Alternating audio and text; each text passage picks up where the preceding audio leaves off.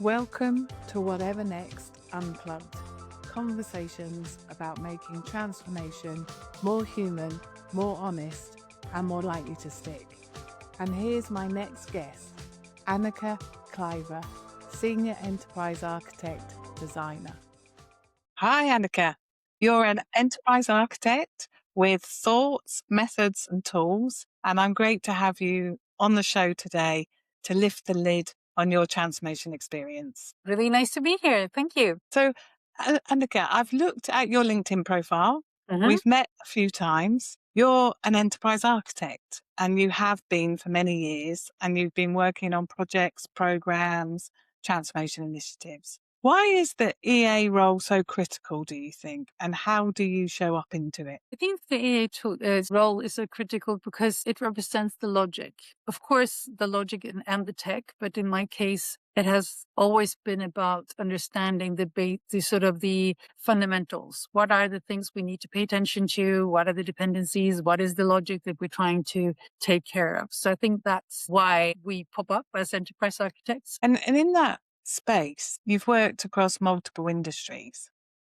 Do you see any differences in how the role is perceived? Is it perceived, as you've said, in that way? Or do you sometimes see differences to that? I think it has a lot to do with the culture in the different companies that I've been working at. I mean, I've been in forestry, I've been in tech, or in telco, Ericsson, of course, and then tourism, and now in transportation. So I'd say it has to do with the culture and the history of the organizations, and most of them has been very tech heavy. So of course there are always these architects or solution designers that are carrying the knowledge of how this was done and what are the limitations. So more sort of towards the culture and the history of the company. How did you get into becoming an enterprise architect? Well, it is a bit of a weird story because I am not at all an engineer to begin with. I started out as an accountant and working within organizational design and organizational development and those type of things. And I entered into the IT world through accounting systems and the notion of them being really poorly set up. And then I realized that somebody actually how does it work to set them up? And then I figured out that was an architect or some kind of architecture, at least. I didn't know at the time. And then as I moved into more of IT, I mean, I think this is in the beginning of the 2000s, where everybody was in internet, even though nobody knew anything. I got closer and closer to the IT domain, you could say. And to me, it was always around the logic. It was never around all these things with different, languages to program or different setups or service or whatever, of that whole tech part of it. That was never my bag. My bag was the logical thing of what we wanted to do. And I early on met two really senior architects, even though they would not call them architects, from Ericsson that had been working with their old big value streams. It was not a word either. It was just time to market, time to customer, if you remember, TTM, TTC, TTM, that type of logic. And through them, I got into this business. I don't know. I would probably find something else without them, but it really got so apparent to me that you need to know the logic that you want to create and understand the business you're in and the business model, even though at that time that was neither a word that people spoke about. So that was how it started. And then I think I've been adding things to this until I came into enterprise design and met with the edgy people and getting into this really clear division, not division, but it's a combination between architecture and all this entire part of experience with service design and all that. And then, of course, back again to purpose and values and all of that. And then it's next together. And if you try to do one at a time, it only works for a short period of time. And then you run into something. That is my experience. No, we're lifting the lid on that experience. How well do you see those communities of roles coming together in the transformation programs you're in? And has that been designed in, or is it sort of a unconscious way that people work together in those roles? I think that it's I would like to say that it's designed in and that's ever prepared and so on, but not really. I think in my case currently, it is really driven by the logical way of building a shared organization that can do these things. Now I'm referring to in the trade and R&D situation that I am in, but it's really so apparent that we are so strong on some of the areas and not so strong on the others. And again, it has to do with the culture and the history of how this organization has tackled challenges before and where you really chip in the most. So I would say that this balance of a change program is really something that I'm trying to do my best with, adding things that I see might benefit from being strengthened, so to say. And we were forming some work, I think it was like 3 years ago or something, and I actually used the different edgy lenses as a frame to put sort of, where do we put our effort in? Where are we the strongest? And not surprisingly, we were really strong in architecture. We were also fairly strong in values and sort of purpose and those type of things. But we saw that the experience part was not as strong as it could have been. So this sort of, what are we doing? What are we preparing for our colleagues going into this new way of working? And to me, it was a bit of an eye opener, and we allowed us to do some flipping on some of the coins. But you can always do more when you think of user and customer experience focus, I think. So, On one hand, when I first came across Edgy, I took experience and I thought, we've been all over experience with the digital transformation. We've got our UX, we've got our UI. There's been a huge focus on what the screen layout looks like, what the font colors are. That's experience. But as I worked, on Edgy and discussed with people like you and other members of the Edgy community, that experience is far more than just UX and UI. And it is very much around, it actually comes to its fore in the operating model of an organization and how our colleagues work together. How have you taken that on board and helped influence bringing in that experience aspect of Edgy into your programs when you recognized it's somewhat missing?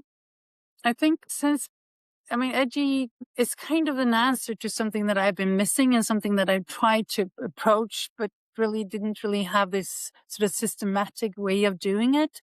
But it's really this way of allowing yourself to move around a topic and not clinging so hard to, in my case, architecture and trying to solve that with architecture, but rather say, okay, what would this look like from another point of view? And when I say this loud, it sounds so weird that why aren't we all the time? But it is a bit of a checklist that I can really easily and fast flip something into another way of looking at it. I'm actually currently exploring how I can use a super simple agent in ChatGPT that is taking the ontology from the edgy pages and as a basis, and then I can add my documents into this bot, and I can ask it, I want this to be made from a sort of flip this into a customer focused way of describing what's in these documents.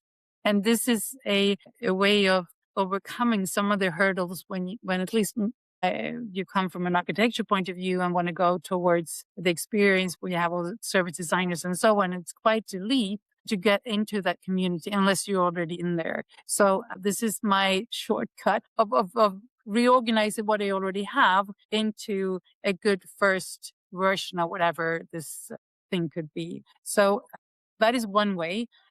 And in my head, I've also kind of lacked the richness of looking at challenges from these different lenses. I kind of had them, but not so much and not so rich as they could be. So it's really, I think it's like extending my portfolio, if you can express it like that. It's sort of, I have more cards in my back pocket to play thanks to the edgy structure. So that is at least how I think of it. And it's also a way of extending in hand to another community with the understanding of you need to change a bit of your core models in order for them to, get it. And also being interested in what can I offer. So that is also like a lens, you could say, that I use it for. And that's key, definitely on your LinkedIn profile. You said you're an EA with methods and tools.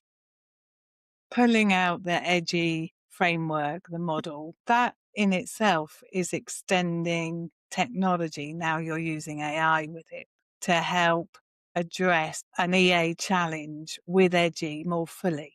You've put Yeah. that into the AI engine to make that work better. How else are you using AI in your role? I know we all prompt AI, but how are you using it to help prompt you? Yeah, I think it's two sides of this story. The first one is, of course, how can I help myself in my work, and that is sort of trying to get help with summaries, trying to help with combine things. I'm we're of course like everybody else working a lot towards Jira and this way of combining Jira and the agile tools with how you can do this is really sort of speeding up my personal work. But what I'm trying to do right now is to find a way of creating, I don't know if there's a word, but I call them curated content that is a basis for answers, documents, ways of talking about our domain. And this is, I think, at least to me as an architect, it feels weird that we are building agents for ourselves. We ought to find things that could work for more people that will strengthen our shared understanding of what we're building or what we're aiming for, or whatever.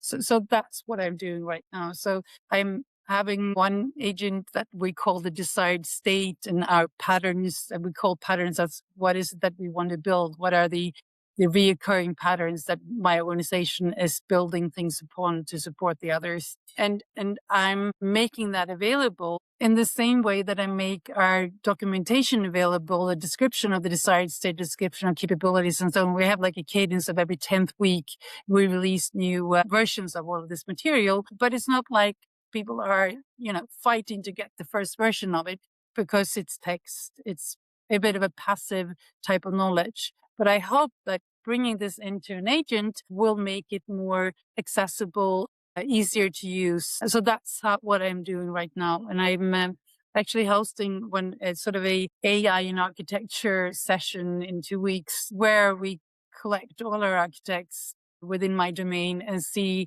how can we make better use of these things as a group rather than we have one AI agent for each architect. To me, I can't help it. I think that's wasteful. We need to find making us stronger and find our world, our like story. And so that's one of the things that I'm trying to do right now. The role of EA was very much documenting those patterns, those contexts, the capability models, Mm. keeping them up to date. And often team members would leave, new team members would come in, and Yeah. everything would start to look different. Patterns would start to evolve and emerge. So I do think, like you're saying, you're sharing a real use case of how powerful AI can be in the EA discipline to make our role easier, and to deliver with very much human in the loop. And I'm a little bit concerned when I look at the transformation I've been in that the human side is lacking. So obviously, Edgy is awesome in terms of bringing in experience, and experience translates to some of the human side. But am I right to be concerned that the human side is sometimes lacking? Yeah, I mean, looking back, I would say that it's been very logical, very sort of driven by this is the industry, this is how things are changing, and not so much how do we make this a safe or an inspiring or a challenging, but in a positive way, environment for people. I don't really think that I've had that as a thing even, which might sound a bit sad, but it's definitely something that gets more tangible in using the lenses from the edges from Edgy, because in the end of the day, uncertain, stressed people are not really doing a good job, are they? I mean, when you have enough safety to be the full you, and you have enough time, and you have the space and the wiggle room to really do the thinking that needs to be done, and also the doing that needs to be done, that's when you really do good things. And if I sort of look back, I think there are situations where I could have acted in a different way and come up with kind of situations or meetings or intersections that could have been better if I had more on this sort of side with me. I didn't really think of it that much before. I was really focused on how do we create this great new thing and not so much maybe on the team. But I think I've been fortunate to have good team members with me that could have filled up, you know, increased that part that I wasn't really able to be so aware of, so to say. So what do you think it's going to take? You know, we're moving into that AI era. Yeah. There's more technology in our landscape than ever. Everybody is delivering to dates and delivery milestones. What's it going to take for that human aspect that you and I both admit Mhm. we probably haven't focused on enough in our careers? What's it going to take for those starting in the roles we're in to really embrace that human side when we failed probably to do it well enough? Well, honestly, I think it's a tricky one because the ticket in, at least for me, was my logical strength. And that was what sort of took me into the rooms that made me sort of, or allowed me or gave me the opportunity of being an architect. So I think this mix of cross-functional teams, having a lot of the different profiles on the team is really something that is really, really important. And if one advice could be to make sure that you team up with others that complement you when it comes to things that you might not be as strong on, but others are.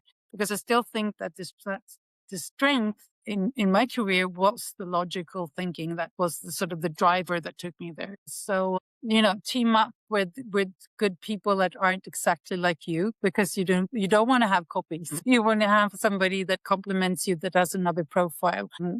And I also think that after a while of being in the roles that I've had, it got more and more apparent that the pace of thinking new things aren't as important as the ability to get people on board, to tell the stories, to sort of, even though I've seen the logic of what could be, that doesn't matter if the team doesn't, or if the stakeholders don't.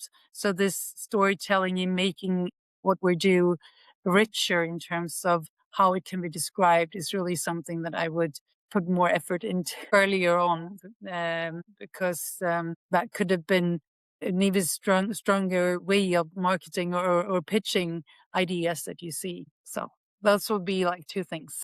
And they're great. And, you know, again, absolutely, you entered in with your logical strength, Mm, your logical capabilities yeah. into projects. There were other people, as you said, that were there to do other things. Mhm. I think early in the career, it's got to be very much a case of doing your job well and somehow at the same time, which I don't know why we didn't do it, but But at maybe the we same did. time, looking up and looking out and thinking, actually, I want to work with you, Annika, better and faster and more holistically. Mhm, mhm. But that point you made was so key, the slowing down. You know, Yeah, slowing yeah. down to speed up, slowing down to talk to others would probably be good advice too.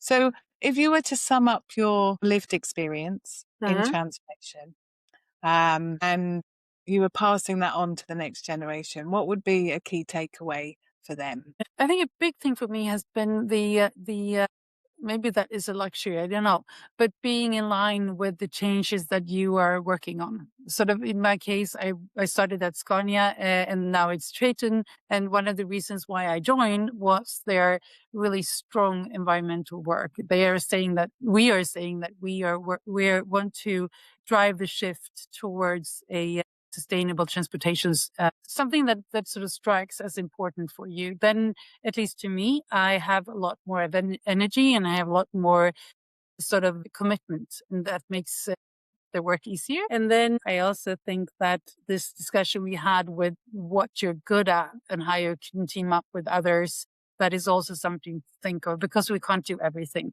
It's impossible to be good at everything, and allow yourself to find where your strengths are and then find others that can complement you is, I think, a good way of thinking. With And that even, said, of course, being curious is always good for you to try to figure out other things, but we can't be good at everything. Mm, oh, that's true. And even if that buddying up is with an AI agent that's got frameworks and tools in that can prompt Exactly. you to think Yeah, better, yeah. that would be cool. So, Annika, that has been a great conversation. Thank you for sharing your history, your stories, some of your methods and Yeah. approaches. Um, I look forward to catching up with you again soon. Well, thank you. It's really interesting to be able to sort of scratch your head a bit on what had really happened and how did they think. So thank you for having me. And I'm also looking forward to meet up again. Whatever next, Unplugged. Conversations about making transformation more human, more honest, and more likely to stick. Find out more at whatevernextbook.com.